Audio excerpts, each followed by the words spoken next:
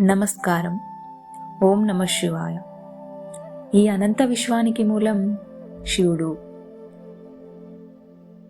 సృష్టి స్థితి లయకారుడు ఆయన.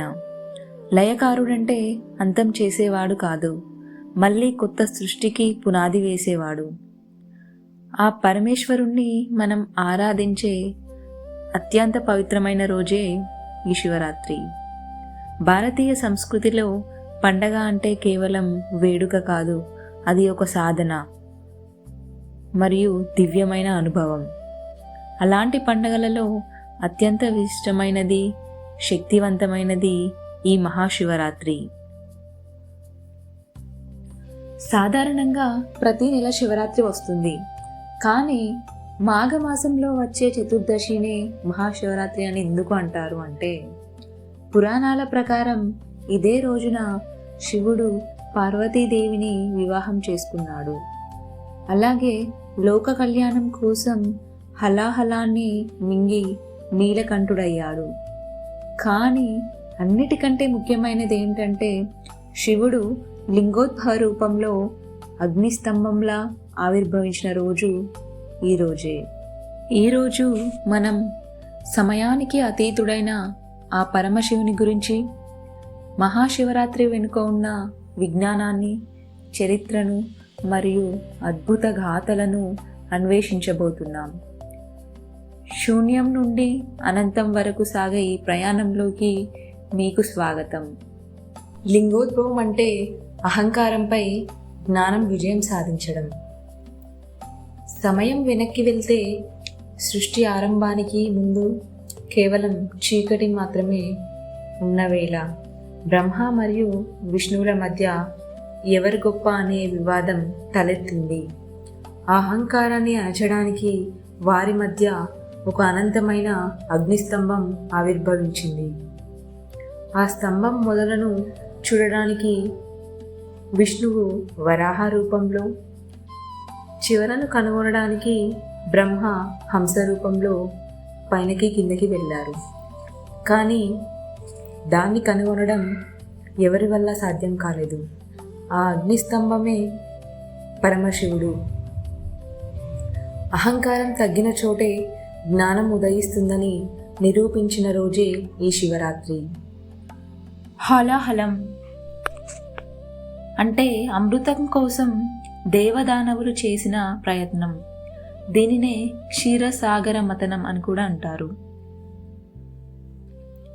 లోక కళ్యాణం కోసం చేసే ఏ గొప్ప కార్యానికైనా మొదట ఎదురయ్యేది ఆటంకాలు మరియు పరీక్షలు. అమృతం కంటే ముందు సముద్రం గర్భం నుండి పుట్టిందే ఈ హాలాహలం. ఇది కేవలం విషం మాత్రమే కాదు, విశ్వాన్ని దహించి వేసే అగ్నిజ్వాల. అప్పుడే పుట్టిన హాలాహలం లోకాలను దహించేస్తుంటే శివుడు దానిని తాగేశాడు. లోకాన్ని కాపాడటానికి విషాన్ని మింగి తన కంఠంలోనే బంధించిన పరమ త్యాగి ఆయన. అమృతం దేవుళ్ళకి దక్కితే విషం మాత్రం తను తీసుకున్నాడు. ఆ విషం ప్రభావంతో శివుడి కంఠం నీలం రంగులోకి మారింది. అందుకే ఆయనను నీలకంఠుడు అని పిలుస్తారు. శివుడి శరీరంలో వేడి పెరగకుండా ఉండేందుకు దేవతలు పాలు, నీరు, బిల్వ పత్రాలతో అభిషేకం చేశారు. ఆ రాత్రి అంతా దేవతలు జాగరణ చేసి శివుణ్ణి ధ్యానించారు. బయట ప్రపంచంలోని చెడును లోపలికి రానివ్వకుండా, లోపలి ప్రశాంతతను బయటకి పోనివ్వకుండా ఎలా ఉండాలో ఆ నీలకంఠుడి ద్వారా మనం నేర్చుకున్నాం.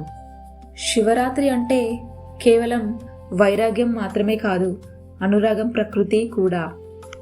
పూర్వజన్మలో సతీదేవి శివుడిని భర్తగా పొందింది. కానీ ఆమె తండ్రి దక్షుడు శివుణ్ణి అవమానించాడు. ఆ అవమానాన్ని తట్టుకోలేక సతీదేవి యోగాగ్నిలో లీనమైంది.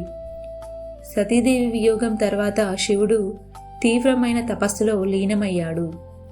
లోక సంక్షేమం కోసం సతీదేవి మళ్ళీ హిమవంతుని పుత్రికగా పార్వతీదేవిగా జన్మించింది. చిన్నప్పటి నుండే పార్వతీకి శివుడిపై అపారమైన భక్తి. ఆయననే భర్తగా పొందాలని కఠిన తపస్సు చేసింది. ఆహారం లేకుండా అహంకారాన్ని విడిచిపెట్టి శివధ్యానంలో లీనమైంది. పార్వతి తపస్సుకు మెచ్చిన శివుడు ఆమె భక్తిని పరీక్షించాడు. చివరకు ఆమె ప్రేమ, ఓర్పు, నిష్కలమైన భక్తిని చూసి వివాహానికి అంగీకరించాడు. ఫాల్గుణ మాసం కృష్ణపక్షం చతుర్దశి నాడు దేవతల సమక్షంలో శివ పార్వతి వివాహం ఘనంగా జరిగింది. అందుకే ఆ పవిత్ర రాత్రిని మహాశివరాత్రిగా ప్రసిద్ధి చెందింది. 12 జ్యోతిర్లింగాల ప్రయాణం. భారతదేశ ఆధ్యాత్మిక చైతన్యానికి 12 జ్యోతిర్లింగాలు ప్రాణవాయువు లాంటివి.